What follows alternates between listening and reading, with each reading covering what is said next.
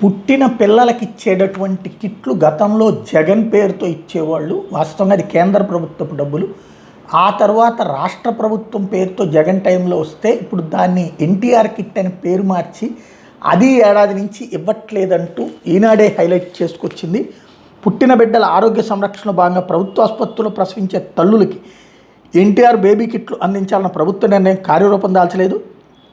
72.16 కోట్లతో అమలు చేయాల్సిన ఈ పథకానికి అవసరమైన 22.01 కోట్ల అదనపు బడ్జెట్కి ఆర్థిక శాఖ నుంచి అనుమతి రాకపోవడం ఈ పరిస్థితికి కారణం. ఆంధ్రప్రదేశ్ వైద్య సేవలు మౌలిక వస్తువుల అభివృద్ధి సంస్థ ద్వారా 2 ఏళ్ల పాటు రేట్ కాంట్రాక్ట్ పద్ధతిలో బేబీ కిట్లు సరఫరా చేసేలా గత ఏడాది జూన్ 30న టెండర్లు పిలిచారు.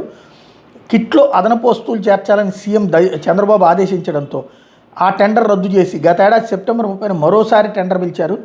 తొలుత ఒక్కో బేబీ కిట్టు 1,410 రూపాయలుగా నిర్ణయించారు. ఏడాదికి 3.62 లక్షల కిట్లు అవసరమని అంచనా వేసి 51.14 కోట్ల బడ్జెట్ కేటాయించారు. అదనపు సామాగ్రి చేర్చాక పిలిచిన రీటెండర్లో కేంద్రీయ భండార్ ఒక్కో కిట్కి 1,989 రూపాయల ధరను కోట్ చేసింది. దీంతో మొత్తం 72.16 కోట్లకు చేరింది. కానీ అదనపు నిధులు విడుదల కాకపోవడం సమస్యగా మారింది. కొద్ది నెలల క్రితం జరిగిన కలెక్టర్ల సమావేశంలో అదనపు నిధులు కేటాయించి ఎన్టీఆర్ బేబీ కిట్లు వెంటనే అందించాలని సీఎం ఆదేశించిన కదలకలేదు.